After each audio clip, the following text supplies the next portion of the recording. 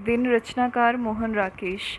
पात्र अंबिका, मल्लिका, कालिदास, दंतुल, मातुल, निक्षेप, विलोम, रंगिणी, संगिनी, अनुस्वार, अनुनासिक, प्रियंगो, मंजरी।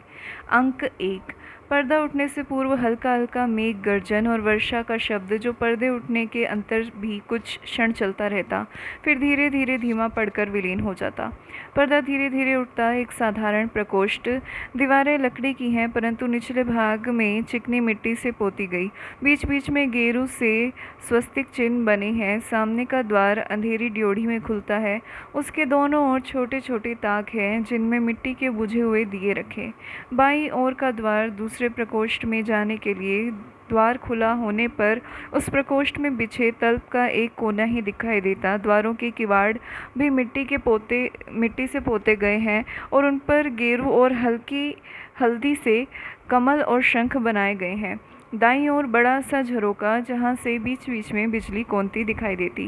प्रकोष्ठ में एक और चूल्हा, आसपास मिट्टी और कांसे के बर्तन सहेज कर रखे हैं। दूसरी ओर झरोके से कुछ हटकर 3-4 बड़े बड़े कुंभ रखे हैं, जिन पर कालीख और काई जमी है। उन्हें कुशा से ढककर ऊपर पत्थर रख दिए गए हैं। झरोके से सटा एक लकड़ी का आसन है, जिस पर बाग छाल बिछी है। चूल्हे के निकट 2 चौकियां हैं। उन्हीं में से एक पर बैठी अंबिका छाछ में धान फटक रही है। एक बार झरोखे की ओर देखकर वह लंबी सांस लेती है और फिर व्यस्त हो जाती। सामने का द्वार खुलता है और मल्लिका, उसकी पुत्री, गीले वस्त्रों में कांपती सिमटती अंदर आती। अंबिका आंखें झुकाए व्यस्त रहती। मल्लिका क्षण भर ठिठकती है, फिर अंबिका के पास आ जाती है। मल्लिका, आषाढ़ का पहला दिन और ऐसी वर्षा माँ, ऐसी धारासार वर्षा, दूर दूर की उपत्यकाएं भीग गई। और मैं भी तो, देखो ना माँ, कैसी भीग गई हूँ। अंबिका उस पर सिर से पैर तक एक दृष्टि डालकर फिर व्यस्त हो जाती। मल्लिका घुटनों के बल बैठकर उसके कंधे पर सर रख देती। गई थी कि दक्षिण से उड़कर आती बकुल पंक्तियों को देखूंगी, और देखो सवस्त्र भिगो आई हूँ। उसके केशों को चूमकर खड़ी होती हुई ठंड से सिहर जाती। सूखे वस्त्र कहाँ है माँ? इस तरह खड़ी रही तो जुड़ा जाऊंगी। तुम बोलती क्यों नहीं? अंबिका आक्रोश से दृष्टि से उसे देखती है।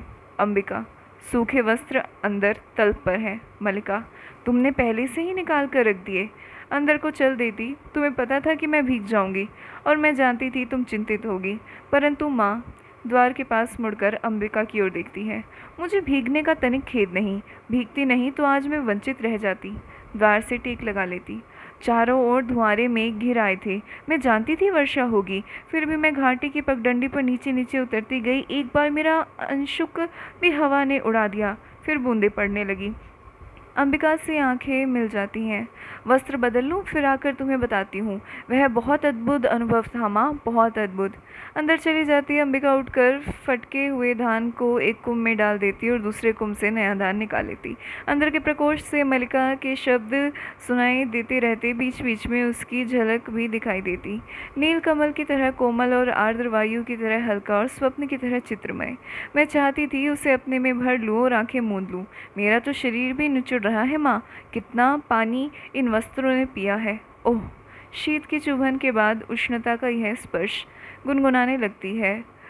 कुवल लेरुन तेस्तोर ने गीले वस्त्र कहाँ डालूं माँ? यहीं रहने दूँ? मृदु पवन विधुते मर्दमंद चल भी अपहृतमेव चेतस्त्यो यदे सिंद्रे चापे पथिक जन वधुना तद्वी योगा कुला नामा। बाहर आ जाती।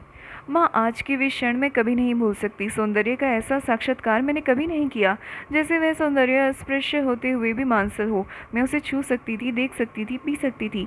तभी मुझे अनुभव हुआ कि वह क्या है जो भावना को कविता का रूप देता है। मैं जीवन में पहली बार समझ पाई कि क्यों कोई पर्वत शिखरों को सहलाती मेघमालाओं में खो जाता, क्यों किसी को अपने तन मन की अपेक्षा आकाश में बनते मिटते चित्रों का इतना मोह हो रहता। क्या बात है माँ, इस तरह चुप क्यों हो? अंबिका, देख रही हूँ मैं काम कर रही हूँ। मल्लिका, काम तो तुम हर समय करती हो, परंतु हर समय इस तरह चुप नहीं रहती। अंबिका के पास आ बैठती। अंबिका चुपचाप धान फटकती रहती। मल्लिका उसके हाथ से छाछ ले लेती। मैं तुम्हें काम नहीं करने दूंगी, मुझसे बात करो। क्या बात करूँ?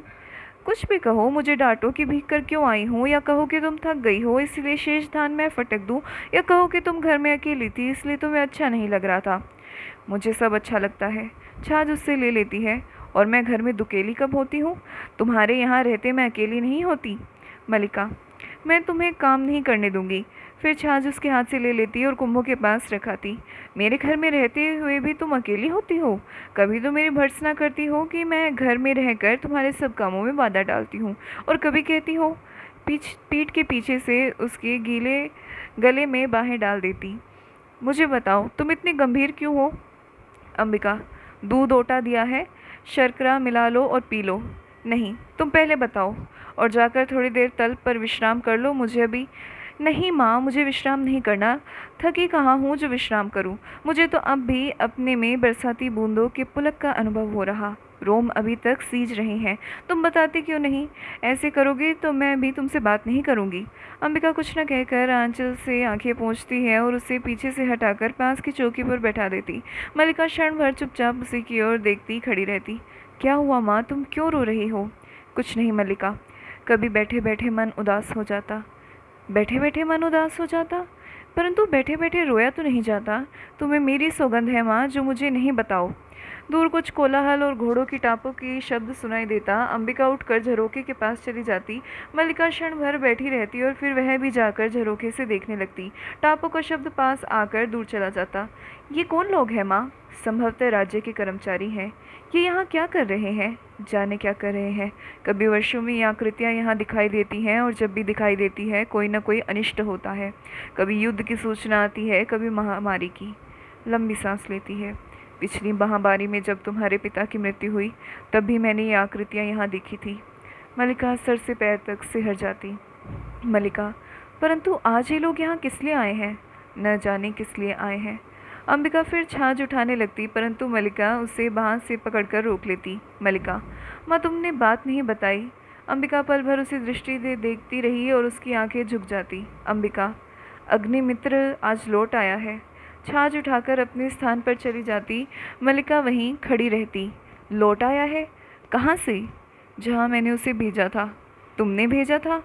होठ फड़फड़ाने लगते हैं। वह बढ़कर अंबिका के पास आ जाती। किंतु मैंने तुमसे कहा था अग्निमित्र को कहीं भेजने की आवश्यकता नहीं। क्रमशः स्वर में और उत्तेजना आ जाती। तुम जानती हो मैं विवाह नहीं करना चाहती, फिर उसके लिए प्रयत्न क्यों करती हो? तुम समझती हो मैं निरर्थक प्रलाप करती हूँ? अंबिका धान को मुट्ठी में ले लेकर जैसे मसलती हुई छाछ में गिराने लगती। अंबिका, मैं देख रही हूँ तुम्हारी बात ही सच होने जा रही। अग्निमित्र संदेश लाया है कि वे लोग इस संबंध के लिए प्रस्तुत नहीं। कहते हैं, क्या कहते हैं? क्या अधिकार है उन्हें कुछ भी कहने का? मल्लिका का जीवन उसकी अपनी संपत्ति है। वह उसे नष्ट करना चाहती है तो किसी को उस पर आलोचना करने का क्या अधिकार है? मैं कब कहती हूँ कि मुझे अधिकार है? मल्लिका सर झटककर अपनी उत्तेजना को दबाने का प्रयत्न करती। मैं तुम्हारे अधिकार की बात नहीं कह रही। तुम न कहो, मैं कह रही। आज तुम्हारा जीवन तुम्हारी संपत्ति है। मेरा तुम पर कोई अधिकार नहीं। मल्लिका पास की चौकी पर बैठकर उसके कंधे पर हाथ रख देती। मल्लिका, ऐसा क्यों नहीं कहती हो? तुम मुझे समझने का प्रयत्न क्यों नहीं करती? अंबिका उसका हाथ कंधे से हटा देती। अंबिका, मैं जानती हूँ तुम पर आज अपना अधिकार भी नहीं है, किंतु इतना बड़ा अपवाद मुझसे नहीं सहा जाता। मल्लिका बाहें घुटनों पर रखकर उन पर सर टिका लेती। मल्लिका, मैं जानती हूँ माँ, अपवाद होता है। तुम्हारे दुख की बात भी मैं जानती हूँ, फिर भी मुझे अपराध का अनुभव नहीं होता। मैंने भावना में एक भाव का वर्ण किया है। मेरे लिए वह संबंध और सब संबंधों से बड़ा है। मैं वास्तव में अपनी भावना से प्रेम करती हूँ, जो पवित्र है, कोमल है, अनश्वर है। अंबिका के चेहरे पर रेखाएं खिंच जाती। अंबिका, और मुझे ऐसी भावनाओं से वितृष्णा होती है। पवित्र, कोमल और अनश्वर? हाँ। मल्लिका, माँ तुम मुझ पर विश्वास क्यों नहीं करती? अंबिका, तुम जिसे भावना कहती हो वह केवल छलना है और आत्म प्रवंचना है। भावना में भाव का वर्ण किया है। मैं पूछती हूँ, भावना में भाव का वर्ण क्या होता है? उससे जीवन की आवश्यकताएं किस तरह पूरी होती हैं? भावना में भाव का वर्ण। मल्लिका क्षण भर छत की ओर देखती रहती। मल्लिका, जीवन की स्थूल आवश्यकताएं ही तो सब कुछ नहीं है माँ, उनके अतिरिक्त भी तो बहुत कुछ है। अंबिका फिर धान फटकने लगती। अंबिका, होगा, मैं नहीं जानती। सच तो यह है माँ कि ग्राम के अन्य व्यक्तियों की तरह तुम भी उन्हें संदेह और वितृष्णा की दृष्टि से देखती हो। ग्राम के अन्य लोग उसे उतना नहीं जानते जितना मैं जानती हूँ। मैं उससे घृणा करती हूँ माँ। अन्य लोगों को उससे क्या प्रयोजन, परंतु मुझे है। उसके प्रभाव से मेरा घर नष्ट हो रहा। ड्योढ़ी की ओर से कालिदास के शब्द सुनाई देती। अंबिका के माथे की रेखाएं गहरी हो जाती। वह छाछ लिए उठ खड़ी होती, क्षण भर ड्योढ़ी की ओर देखती रहती, फिर अंदर को चल देती। मल्लिका, ठहरो माँ, तुम चल क्यों दी? माँ का जीवन भावना नहीं कर्म है, उसे घर में बहुत कुछ करना है। चली जाती। कालिदास एक हरिण शावक को बाहों में लेकर पुचकारता हुआ आता। हरिण शावक के शरीर से लहू टपक रहा। कालिदास, हम जिएंगे हिरण शावक, जिएंगे ना? एक बाण से आहत होकर हम प्राण नहीं देंगे। हमारा शरीर कोमल है तो क्या हुआ, हम पीड़ा सह सकते हैं। एक बाण प्राण ले सकता है तो उंगलियों का कोमल स्पर्श प्राण दे भी सकता है। हमें नए प्राण मिल जाएंगे। हम कोमल आस्तरण पर विश्राम करेंगे, हमारे अंगों पर घृत का लेप होगा। कल हम फिर वनस्थली में घूमेंगे, कोमल दुर्वा खाएंगे। खाएंगे ना?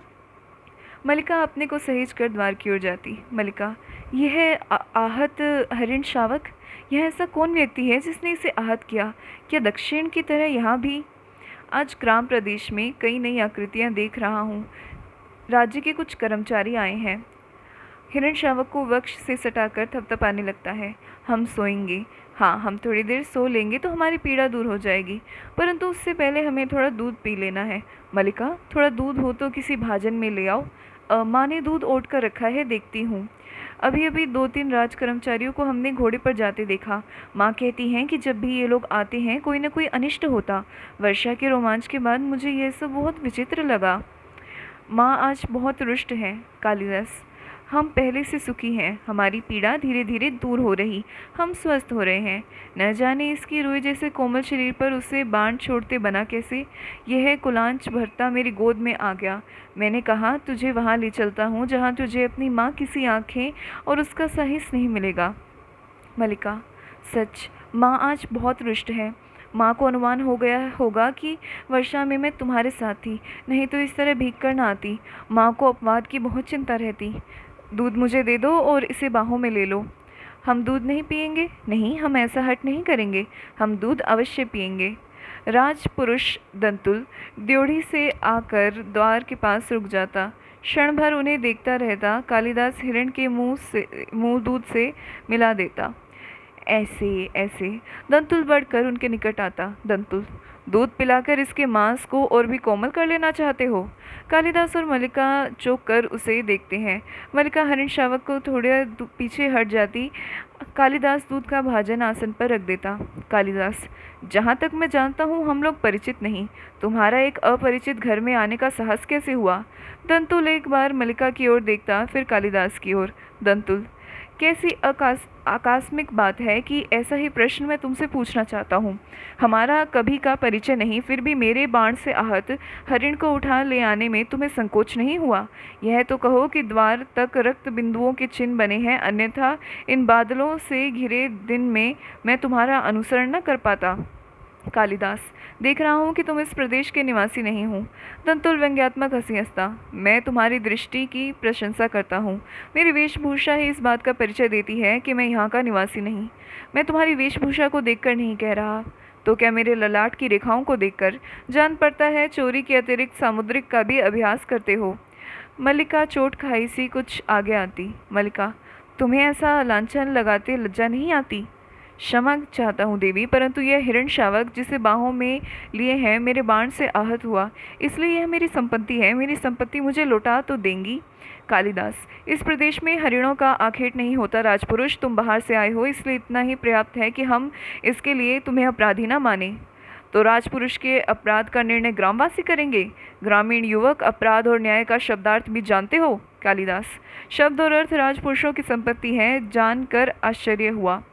समझदार व्यक्ति जान पड़ते हो, फिर भी यह नहीं जानते हो कि राजपुरुषों के अधिकार बहुत दूर तक जाते हैं। मुझे देर हो रही, यह हिरण शावक मुझे दे दो।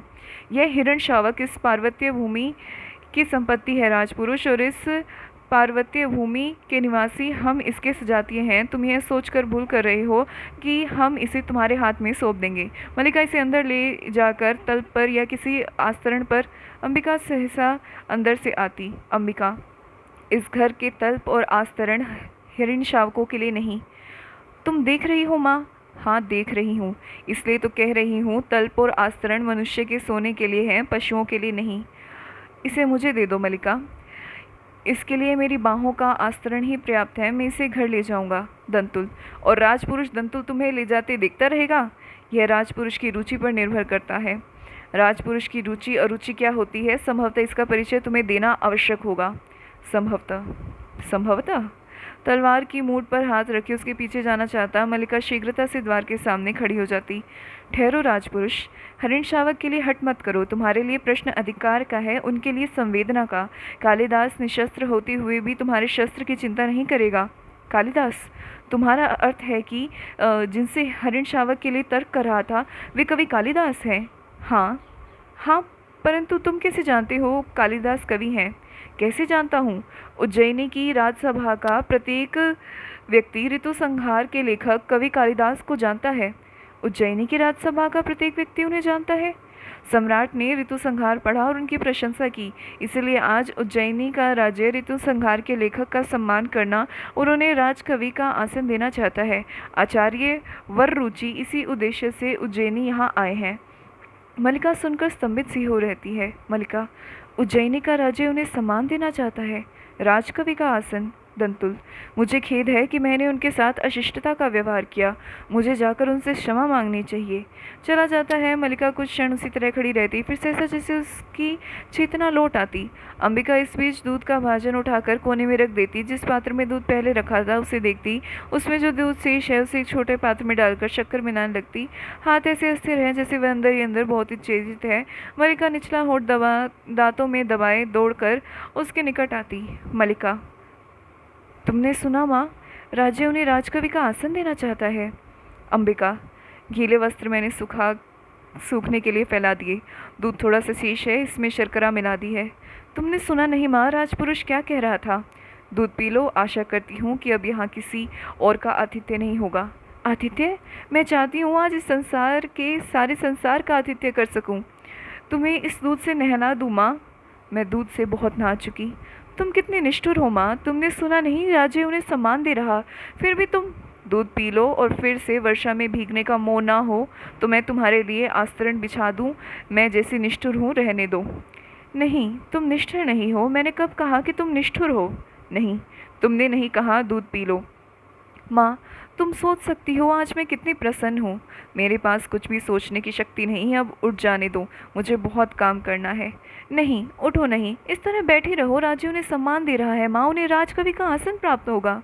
उस व्यक्ति को जिसे उसके निकट के लोगों ने आज तक समझने का प्रयत्न नहीं किया, जिसे घर में और घर के बाहर केवल लांछना और प्रताड़ना ही मिली, अब तो तुम विश्वास करती हो माँ कि मेरी भावना निराधार नहीं है। मैं कह चुकी, मेरे सोचने समझने की शक्ति जड़ हो चुकी। क्यों माँ, क्यों तुम्हें इतना पूर्वाग्रह है? क्यों तुम उनके संबंध में उदारतापूर्वक नहीं सोच सकती? मेरी वह अवस्था बीत चुकी जब यथार्थ से आंखें मूंद कर जिया जाता है, और तुम्हारी यथार्थ दृष्टि केवल दोष ही दोष देखती है। जहाँ दोष है वहाँ अवश्य वह दोष देखती। उनमें तुम्हें क्या दोष दिखाई देता है? वह व्यक्ति आत्मसीमित है। संसार में अपने सिवा उसे और किसी से मोह नहीं है, इसीलिए कि वे मातुल की गोएं नहा कर बादलों में खो रहते हैं। मुझे मातुल से और उनकी गौओं से प्रयोजन नहीं। मैं केवल अपने घर को देखकर कहती हूँ, बैठ जाओ माँ, मैं तुम्हारी बात समझना चाहती हूँ। मैं भी चाहती हूँ तुम आज समझ लो। तुम कहती हो तुम्हारा उससे भावना का संबंध है। वह भावना क्या है? मैं उसे कोई नाम नहीं देती, परंतु लोग उसे नाम देते हैं। यदि वास्तव में उसका तुमसे भावना का संबंध है तो वह क्यों तुमसे विवाह नहीं करना चाहता? तुम उनके प्रति सदा अनुदार रही हो माँ। तुम जानती हो उनका जीवन परिस्थितियों की कैसी विडंबना में बीता है। मातुल के घर में उनकी क्या दशा रही। उस साधनहीन और अभावग्रस्त जीवन में विवाह की कल्पना ही कैसे की जा सकती है? और अब जबकि उसका जीवन साधनहीन और अभावग्रस्त नहीं रहेगा। किसी संबंध से बचने के लिए अभाव जितना बड़ा कारण होता है, अभाव की पूर्ति उससे बड़ा कारण होता है। यह तुम्हारी नहीं, विलोम की भाषा है। मैं ऐसे व्यक्ति को अच्छी तरह समझती हूँ। तुम्हारे साथ उसका इतना ही संबंध है कि तुम एक उपादान हो जिसके आश्रय से वह अपने से प्रेम कर सकता, अपने पर गर्व कर सकता। परंतु तुम क्या सजीव व्यक्ति नहीं हो? तुम्हारे प्रति उनका या तुम्हारा कोई कर्तव्य नहीं? कल तुम्हारी माँ का शरीर नहीं रहेगा और घर में एक समय के भोजन की व्यवस्था भी न होगी, तो जो प्रश्न तुम्हारे सामने उपस्थित होगा उसका तुम क्या उत्तर दोगी? तुम्हारी भावना उस प्रश्न का समाधान कर देगी। फिर कह दो कि यह मेरी नहीं, विलोम की भाषा है। मल्लिका। माँ, आज तक का जीवन किसी तरह बीता ही है, आगे भी बीत जाएगा। आज जब उनका जीवन एक नई दिशा ग्रहण कर रहा है, मैं उनके सामने अपने स्वार्थ की घोषणा नहीं करना चाहती। बाहर से मातुल के शब्द सुनाई देने लगते। मातुल। अंबिका, अंबिका, घर में हो कि नहीं? अंबिका और मल्लिका ड्योढ़ी की ओर देखती। मातुल अस्त व्यस्त सा आता। मातुल। हो, घर में ही हो। आज सारे ग्राम में घोषणा करने जा रहा हूँ कि मेरा इस कालिदास नामधारी जीव से कोई संबंध नहीं। क्या हुआ आर्य मातुल? मैंने इसे पाला पोसा बड़ा किया क्या इसी दिन के लिए कि यह इस तरह कुलद्रोही बने? मल्लिका। परंतु उन्हें तो सुना है राज्य की ओर से सम्मानित किया जा रहा। उज्जैनी से कोई आचार्य आए हैं। यही तो कह रहा हूँ, उज्जैनी से कोई आचार्य आए हैं। परंतु आप तो कह रहे हैं। मैं ठीक कह रहा हूँ। आचार्य कल ही से अपने साथ उज्जैनी ले जाना चाहते हैं। किंतु दो रथवा और 4 अश्वारोही उनके साथ हैं। मैं तुमसे नहीं कहता था अंबिका कि हमारे प्रति पितामह के एक दोहित्र का पुत्र गुप्त राज्य की ओर से शकों से युद्ध कर चुका है। तुम अपने भागिने की बात कर रहे थे, उसी की बात कर रहा हूँ अंबिका। तुम समझो कि एक तरह से राज्य की ओर से हमारे वंश का सम्मान किया जा रहा है और वे वंशावतंस कहते हैं। मुझे ये सम्मान नहीं चाहिए। मल्लिका सहसा उठ खड़ी हो जाती है। मैं राजकीय मुद्रों से कृत होने के लिए नहीं हूँ। उत्तेजना में एक कोने से दूसरे कोने में ठहरने लगती। मल्लिका कुछ क्षण विस्मृत सी खड़ी रहती। मल्लिका। वे राजकीय सम्मान को स्वीकार नहीं करना चाहते। मेरी समझ में नहीं आता कि इसमें क्रय विक्रय की क्या बात है। सम्मान मिलता है, ग्रहण करो, नहीं कविता का मूल्य ही क्या है? मल्लिका। कविता का कुछ मूल्य है आर्य मातुल, तभी तो सम्मान का भी मूल्य है। मैं समझती हूँ कि उनके हृदय में यह सम्मान कहाँ छुपता है। अंबिका। मैं तुम्हें विश्वास दिलाती हूँ मातुल कि वह उज्जैनी अवश्य जाएगा। अवश्य जाएगा? वे लोग इसके अनुचर हैं जो अभिस्तुति करके इसे ले जाएंगे। सम्मान प्राप्त होने पर सम्मान के प्रति की गई उदासीनता व्यक्ति के महत्व को बढ़ा देती। तुम्हें प्रसन्न होना चाहिए कि तुम्हारा भागिने लोकनीति में भी निशांत है। यह लोकनीति है? मैं तो कहूँगा लोकनीति और मूर्ख नीति दोनों का एक ही अर्थ है। जो व्यक्ति कुछ देता है, धन हो या सम्मान हो, वह अपना मन बदल भी सकता है, और मन बदल गया तो बदल गया। तुम सोचो कि सम्राट रुष्ट भी तो हो सकते हैं कि एक साधारण कवि ने उनका सम्मान स्वीकार नहीं किया। निक्षेप बाहर ले आता। निक्षेप। मातुल, आप अभी तक यहाँ हैं और आचार्य आपकी प्रतीक्षा कर रहे। और तुम यहाँ क्या कर रहे हो? मैंने तुमसे नहीं कहा था कि जब तक मैं न लौट कर आऊँ तुम आचार्य के पास रहना? निक्षेप। परंतु यह भी तो कहा था कि आचार्य विश्राम कर चुके हैं तो तुरंत आपको सूचना दे दूँ। यह भी कहा था, किंतु वह भी तो कहा था। यह कहा तुम्हारे समझ में आ गया, वह नहीं आया। किंतु मातुल। किंतु क्या? मातुल मूर्ख है? बताओ, तुम मुझे मूर्ख समझते हो? नहीं मातुल, मैं मूर्ख नहीं, तुम निश्चय ही तुम मूर्ख हो। आचार्य ने क्या कहा? निक्षेप। उन्होंने कहा है कि वे आपके साथ इस सारे ग्राम प्रदेश में घूमना चाहते। मातुल के मुख पर गर्व की रेखाएं प्रकट होती हैं। जिस प्रदेश ने कालिदास की कविता को जन्म दिया, मातुल के मुख की रेखाएं वितृष्णा की रेखा में बदल जाती। मातुल। कालिदास की कविता। फिर टहलने लगता। न जाने इतने बड़े आचार्य को इसकी कविता में क्या विशेषता दिखाई देती। रुक कर अंबिका की ओर देखता। इस व्यक्ति को सामान्य लोक व्यवहार तक का तो ज्ञान नहीं, और तुम लोकनीति की बात कहती हो। आप एक हरिण शावक को गोदी में लिए घर की ओर आ रहे थे। सौभाग्यवश मैंने बाहर ही देख लिया। मैंने प्रार्थना की कि कवि कुलगुरु इस समय इस रूप में घर में न जाने का नहीं है। उज्जैनी से एक बहुत बड़े आचार्य आए हैं। आप सुनते ही लौट पड़े, जैसे रास्ते में सांप देख लिया हो। मल्लिका अंबिका के पास आसन पर बैठ जाती है। मातुल फिर टहलने लगता। अंबिका। मल्लिका, मातुल के लिए अंदर से ही आसन ला दो। मल्लिका उठने लगती, परंतु मातुल उसे रोक देता। नहीं, मुझे आसन नहीं चाहिए, आचार्य मेरी प्रतीक्षा कर रहे होंगे। निक्षेप अंबिका की ओर देखकर मुस्कुराता। मातुल कोने तक जाकर लौटता। मैंने कहा, कविवर आचार्य आपको साथ उज्जैनी ले जाने के लिए आए हैं। राज्य की ओर से आपका सम्मान होगा। सुनकर रुककर जलते अंगारे किसी दृष्टि से मुझे देखा। मैं राजकीय मुद्राओं से कृत होने के लिए नहीं हूँ। ऐसा कहा जैसे राजकीय मुद्राएं आपकी गृह में खुली जा रही हूँ, और चल दिए। मेरे लिए धर्म संकट खड़ा हो गया कि अनुनय करता हुआ आपके पीछे पीछे जाऊँ या अभ्यागतों को देखूँ। अब इस निक्षेप से आचार्य के पास बैठने को कहकर आया था, और यह धुरीहीन चक्र की तरह मेरे पीछे पीछे चलाया। किंतु मातुल, मैं तो समाचार देने आया था, और मैं समाचार के लिए तुमसे धन्यवाद कहता हूँ। बहुत अच्छा किया। अभ्यागत वहाँ बैठे हैं और आप समाचार देने यहाँ चले आए हैं। अब इतना कीजिए कि वे कविकुल शिरोमणि जहाँ भी हों उन्हें ढूंढ कर ले आइए। बाहर की ओर चले जाते। मेरा कर्तव्य कहता है जैसे भी हो उसे आचार्य के सामने प्रस्तुत करूं, और मन कहता है कि उसे जहाँ देखूं वहीं चोटी से पकड़ कर चला जाता। निक्षेप। मातुल का तीसरा नेत्र हर समय खुला रहता। मल्लिका। परंतु कालिदास इस समय है कहाँ? कालिदास इस समय जगदम्बा के मंदिर में है। आपने उन्हें देखा है? देखा है। परंतु आपने मातुल से नहीं कहा। मैं नहीं चाहता था कि मातुल इस समय वहाँ जाए। क्यों? क्या आप भी नहीं चाहते कि कालिदास? मैं चाहता हूँ कि कालिदास उज्जैनी अवश्य जाए, इसलिए मैंने मातुल का इस समय उनके पास जाना उचित नहीं समझा। मातुल को अपने मुंह के शब्द सुनने में ऐसा रस प्राप्त होता है कि वे बोलते ही जाते हैं, परिस्थिति को समझना नहीं चाहते। कालिदास हट कर रहे हैं कि जब तक उज्जैनी से आए अतिथि लौट नहीं जाते, वे जगदम्बा के मंदिर में ही रहेंगे, घर नहीं जाएंगे। कैसी विक्षणता है? विक्षणता? विक्षणता ही तो है। इसमें विक्षणता क्या है अंबिका? अंबिका तीखी दृष्टि से देखती। राज्य कवि का सम्मान करना चाहता है। कवि सम्मान के प्रति उदासीन जगदम्बा के मंदिर में साधना निरत है। राज्य के प्रतिनिधि मंदिर में आकर कवि की अभ्यर्थना करते हैं। कवि धीरे धीरे आंखें खोलता है। इतना बड़ा नाटक करना विचक्षणा नहीं है। निक्षेप। कालिदास नाटक नहीं कर रहे अंबिका। मुझे विश्वास है कि उन्हें राजकीय सम्मान का मोह नहीं। वे सचमुच इस पर्वत भूमि को छोड़कर नहीं जाना चाहते। अंबिका। नहीं चाहता? निक्षेप। मातुल का या किसी का भी आग्रह उनका हट नहीं छुड़ा सकता। मल्लिका को अर्थपूर्ण दृष्टि से देखता। मल्लिका की आंखें झुक जाती। केवल एक व्यक्ति है जिसके अनुरोध से संभव है कि वह यह हट छोड़ दे। अंबिका। हमारे घर में किसी को उसके हट छोड़ने या न छोड़ने से कोई प्रयोजन नहीं। निक्षेप। कालिदास अपनी भावुकता में भूल रहे हैं कि इस अवसर का तिरस्कार करके वे बहुत कुछ खो बैठेंगे।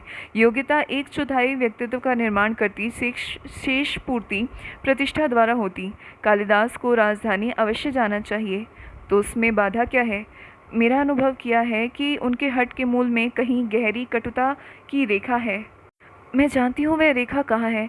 कुछ समय पहले एक राजपुरुष ने उनका सामना हो चुका है।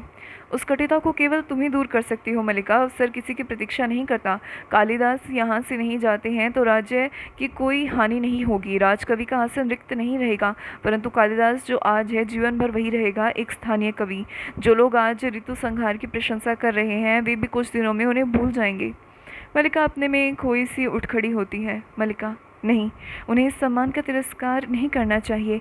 यह सम्मान उनके व्यक्तित्व का है। उन्हें अपने व्यक्तित्व को उसके अधिकार से वंचित नहीं करना चाहिए। चलिए, मैं आपके साथ जगदम्बा के मंदिर में चलती हूँ। अंबिका। मल्लिका।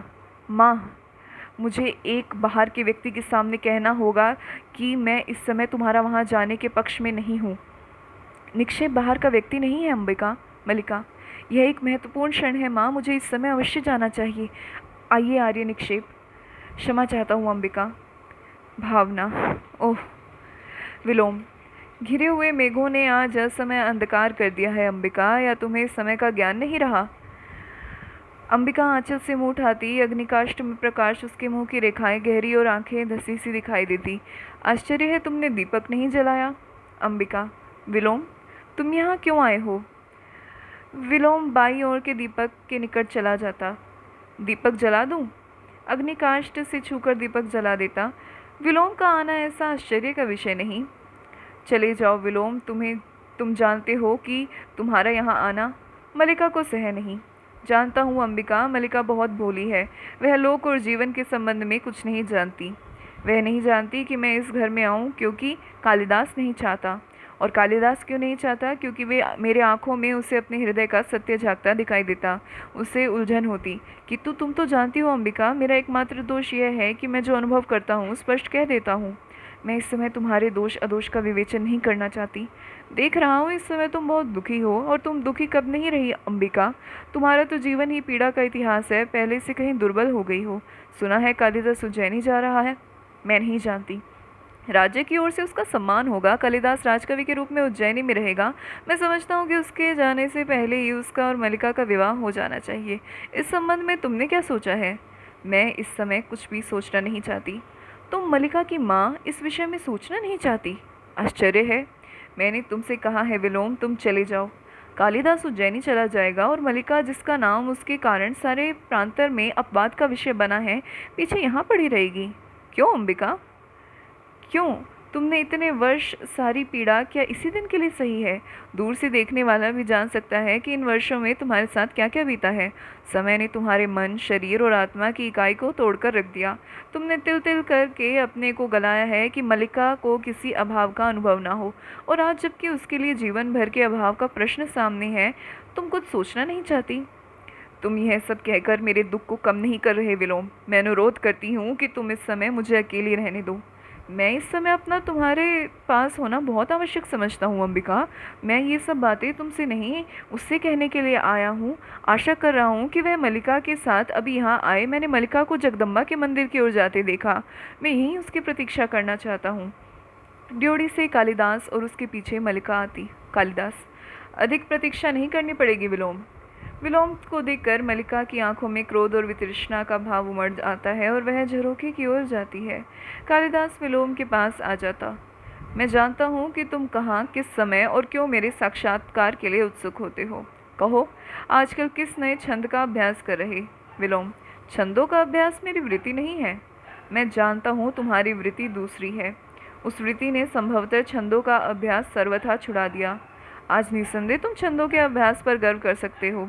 सुना है राजधानी से निमंत्रण आया है। सुना मैंने भी है। तुम्हें दुख हुआ? दुख? हाँ हाँ, बहुत। एक मित्र के बिछुड़ने का किसे दुख नहीं होता। कल ब्रह्म मुहूर्त में ही चले जाओगे? मैं नहीं जानता विलोम। मैं जानता हूँ। आचार्य कल ब्रह्म मुहूर्त में ही लौट जाना चाहते। राजधानी के वैभव में जाकर ग्राम प्रांतर को भूल तो नहीं जाओगे? एक दृष्टि मलिका पर डालकर फिर कालिदास की ओर देखता। सुना है वहाँ जाकर व्यक्ति बहुत व्यस्त हो जाता है। वहाँ के जीवन में कई तरह के आकर्षण हैं, रंगशालाएं, मदिरालय और तरह तरह की विलास भूमियाँ। मलिका के भाव में बहुत कठोरता आ जाती। मलिका: आर्य विलोम, यह समय और स्थान इन बातों के लिए नहीं है। मैं इस समय आपको यहाँ देखने की आशा नहीं कर रही थी। मैं जानता हूँ तुम इस समय मुझे यहाँ देखकर प्रसन्न नहीं हो, परंतु मैं अंबिका से मिलने आया था। बहुत दिनों से भेंट नहीं हुई थी। यह कोई ऐसी अप्रत्याशित बात नहीं। कालिदास: विलोम का कुछ भी करना अप्रत्याशित नहीं है। हाँ, कई कुछ न करना अप्रत्याशित हो सकता। विलोम: यह वास्तव में प्रसन्नता का विषय है कालिदास कि हम दोनों एक दूसरे से इतनी अच्छी तरह समझते हैं। निसंदेह मेरे स्वभाव में ऐसा कुछ नहीं जो तुमसे छिपा हो। क्षण भर कालिदास की ओर की आंखों में देखता रहता। विलोम क्या है? एक असफल कालिदास, और कालिदास एक सफल विलोम। हम कहीं एक दूसरे के बहुत निकट पड़ते हैं। अग्निकाष्ठ के पास से हटकर कालिदास के निकट आ जाता। कालिदास: निसंदेह सभी विपरीत एक दूसरे के बहुत निकट पड़ते हैं। विलोम: अच्छा है, तुम इस सत्य को स्वीकार करते हो। मैं उस निकटता के अधिकार से तुमसे एक प्रश्न पूछ सकता हूँ? संभव है कि फिर कभी तुमसे बात करने का अवसर ही प्राप्त ना हो। एक दिन का व्यवधान तुम्हें हमसे बहुत दूर न कर देगा। कालिदास: वर्षों का व्यवधान भी विपरीत को विपरीत से दूर नहीं करता। मैं तुम्हारे प्रश्न सुनने के लिए उत्सुक हूँ। मैं जानना चाहता हूँ कि तुम अभी तक वही कालिदास हो ना? मैं तुम्हारा अभिप्राय नहीं समझ सका। मेरा अभिप्राय है कि तुम अभी तक वही व्यक्ति हो ना जो कल तक थे। मलिका: आर्य विलोम, मैं इस प्रकार की अनर्गलता क्षम्य नहीं समझती। अनर्गलता? इसमें अनर्गलता क्या है? मैं बहुत सार्थक प्रश्न पूछ रहा हूँ। क्यों कालिदास? मेरे प्रश्न सार्थक नहीं? क्यों अंबिका? अंबिका: मैं इस संबंध में कुछ नहीं जानती और न जानना चाहती हूँ। विलोम: ठहरो अंबिका, आज इस ग्राम प्रांतर में कालिदास के साथ मलिका के संबंध को लेकर बहुत कुछ कहा जा रहा। मलिका: आर्य विलोम, आप उसे दृष्टि में रखते हुए क्या यह उचित नहीं कि कालिदास ये स्पष्ट बता दे कि उसे उज्जैनी अकेले ही जाना है या? मलिका: कालिदास आपके किसी भी प्रश्न का उत्तर देने के लिए बाध्य नहीं है। मैं कब कहता हूँ कि बाध्य है? परंतु संभव है कि कालिदास का अंतःकरण उसे उत्तर देने के लिए बाध्य करे। क्यों कालिदास? कालिदास: मैं तुम्हारी प्रशंसा करने के लिए अवश्य बाध्य हूँ। तुम दूसरों के घर में ही नहीं, उनके जीवन में भी अनाधिकार प्रवेश कर जाते हो। अनाधिकार प्रवेश? मैं? क्यों अंबिका, तुम्हें कालिदास की यह बात कहाँ तक संगत प्रतीत होती है कि मैं विलोम दूसरों के जीवन में अनाधिकार प्रवेश कर रहा हूँ? मैं कह चुकी, मुझे इस संबंध में कुछ भी नहीं कहना। विलोम: बस चल ही दी। अच्छा कालिदास, तुम्हें बताओ, तुम्हें अपनी यह बात कहाँ तक संगत प्रतीत होती है? मैंने किसके जीवन में अनाधिकार प्रवेश किया है? चलो ग्राम प्रांतर में चलकर किसी से भी पूछ लो। तुम तो अपने अंतःकरण से भी मेरे प्रश्न का उत्तर देने के लिए बाध्य नहीं हो। संभवतः प्रश्न ही ऐसा है। कालिदास, तुम कुछ भी अनुमान लगाने के लिए स्वतंत्र हो। मैं इतना ही जानता हूँ कि मुझे ग्राम प्रांतर छोड़कर उज्जैनी जाने का तनिक मोह नहीं। विलोम, निस्संदेह तुम्हें ऐसा मोह क्यों होगा? साधारण व्यक्ति को हो सकता है, तुम्हें क्यों होगा? परंतु मैं केवल इतना जानना चाहता हूँ कि यदि ऐसा ही क्षण भर के लिए स्वीकार कर लिया जाए कि तुम जाने का निश्चय कर लो, तो उस स्थिति में क्या यह उचित नहीं कि? मल्लिका, आर्य विलोम आज अपनी सीमा से आगे जाकर बात कर रहे हैं। मैं बच्ची नहीं हूँ, अपना भला बुरा सब समझती हूँ। आप संभवतः यह अनुभव नहीं कर रहे कि आप यहाँ इस समय एक अनचाहे अतिथि के रूप में उपस्थित हैं। विलोम, यह अनुभव करने की मैंने आवश्यकता नहीं समझी। तुम मुझसे घृणा करती हो, मैं जानता हूँ, परंतु मैं तुमसे घृणा नहीं करता। मेरे यहाँ होने के लिए इतना ही पर्याप्त है। और एक बात कालिदास से भी करना चाहता था। तुम कालिदास के बहुत निकट हो, परंतु मैं कालिदास को तुमसे अधिक जानता हूँ। तुम्हारी यात्रा शुभ हो कालिदास। तुम जानते हो विलोम तुम्हारा ही शुभ चिंतक है। कालिदास, यह मुझसे अधिक कौन जान सकता है? विलोम, अनचाहा अतिथि संभवतः फिर भी कभी आ पहुँचे, तब के लिए भी क्षमा चाहते हैं। मल्लिका, फिर उदास हो गए? देखो तुम मुझे वचन दे चुके हो। कालिदास, फिर एक बार सोचो मल्लिका, प्रश्न सम्मान और राजाश्रय स्वीकार करने का नहीं, उससे कहीं बड़ा एक प्रश्न मेरे सामने है, और वह प्रश्न मैं हूँ ना? यहाँ बैठो। तुम मुझे जानते हो ना? तुम समझते हो कि तुम इस अवसर को ठुकरा कर यहाँ रह जाओगे तो मुझे सुख होगा। मैं जानती हूँ कि तुम्हारे चले जाने से मेरे अंदर का एक रिक्तता छा लेगी। बाहर भी संभवतः बहुत सुना प्रतीत होगा, फिर भी मैं अपने साथ छल नहीं कर रही। मैं हृदय से कहती हूँ तुम्हें जाना चाहिए। कालिदास, चाहता हूँ तुम इस समय अपनी आंखें देख सकती। मेरी आंखें इसलिए गीली हैं कि तुम मेरी बात नहीं समझ रही। तुम यहाँ से जाकर भी मुझसे दूर हो सकते हो। यहाँ ग्राम प्रांतर में रहकर तुम्हारी प्रतिभा को विकसित होने का अवसर कहाँ मिलेगा? यहाँ लोग तुम्हें कुछ नहीं समझते। वे सामान्य की कसौटी पर तुम्हारी परीक्षा करते हैं। विश्वास करते हो ना कि मैं तुम्हें जानती हूँ कि कोई भी रेखा तुम्हें घेर ले तो तुम घिर जाओगे। मैं तुम्हें घेरना नहीं चाहती, इसलिए कहती हूँ जाओ। तुम पूरी तरह नहीं समझ रहे मल्लिका, प्रश्न तुम्हारे घेरने का नहीं। मैं अनुभव करता हूँ कि यह ग्राम प्रांतर मेरी वास्तविक भूमि है। मैं कई सूत्रों से इस भूमि से जुड़ा हूँ। उन सूत्रों में तुम हो, यह आकाश है, यह मेघ है, यहाँ की हरियाली और हरिणों के बच्चे पशुपाल है। यहाँ से जाकर मैं अपनी भूमि से उखड़ जाऊँगा। मल्लिका, यह क्यों नहीं सोचते कि नई भूमि तुम्हें यहाँ से अधिक संपन्न और उर्वरा मिलेगी? इस भूमि से तुम जो ग्रहण कर सकते हो कर चुके हो। तुम्हें आज नई भूमि की आवश्यकता है जो तुम्हारे व्यक्तित्व को अधिक पूर्ण बना दे। नई भूमि सूखा भी तो सकती है। कोई भूमि ऐसी नहीं जिसके अंतर में कोमलता ना हो। तुम्हारी प्रतिभा उस कोमलता का स्पर्श अवश्य पालेगी, और उस जीवन को अपनी अपेक्षाएं भी होंगी। यह क्यों आवश्यक है कि तुम उन अपेक्षाओं का पालन करो? तुम दूसरों के लिए नई अपेक्षाओं की सृष्टि कर सकते हो। फिर भी कई कई आशंकाएं उठती हैं। मुझे हृदय में उत्साह का अनुभव नहीं होता। मेरी ओर देखो, अभी उत्साह का अनुभव नहीं होता। विश्वास करो, तुम यहाँ से जाकर भी यहाँ से अलग नहीं होगे। यहाँ की वायु, यहाँ के मेघ, यहाँ के हरिण, इन सबको तुम साथ ले जाओगे, और मैं भी तुमसे दूर नहीं होंगी। जब भी तुम्हारे निकट होना चाहूँगी, पर्वत शिखर पर चली जाऊँगी और उड़कर आते मेघों में घिर जाया करूँगी। लगता है फिर वर्षा होगी। यूँ भी बहुत अंधेरा हो गया। आचार्य तुम्हारी प्रतीक्षा कर रहे होंगे। मुझे जाने के लिए कह रही हो? हाँ, देखना, मैं तुम्हारे पीछे प्रसन्न रहूँगी। बहुत घूमूंगी और हर संध्या को जगदम्बा के मंदिर में सूर्यास्त देखने जाया करूँगी। इसका अर्थ है तुमसे विदा लूँ? नहीं, विदा तुम्हें नहीं दूंगी। जा रही हो इसलिए कि वह प्रार्थना करूँगी कि तुम्हारे पथ प्रशस्त हों। जाओ। अंबिका, मल्लिका, अंबिका, तुम स्वस्थ नहीं हो मल्लिका, चलो अंदर चलकर विश्राम कर लो। मल्लिका, मुझे यही रहने दो माँ, मैं स्वस्थ नहीं हूँ। देखो माँ, चारों ओर कितने गहरे मेघ घिरे हैं। कल ये मेघ उज्जैनी की ओर उड़ जाएंगे। अंबिका, रो नहीं मल्लिका। मैं रो नहीं रही हूँ माँ, मेरी आंखों में जो बरस रहा है ये दुख नहीं, यह सुख है माँ, सुख। अंबिका के वक्ष में मुँह छिपा लेती पुनः मेघ गर्जन सुनाई देता और वर्षा का शब्द ऊंचा हो जाता। अंक 2 अगले भाग में।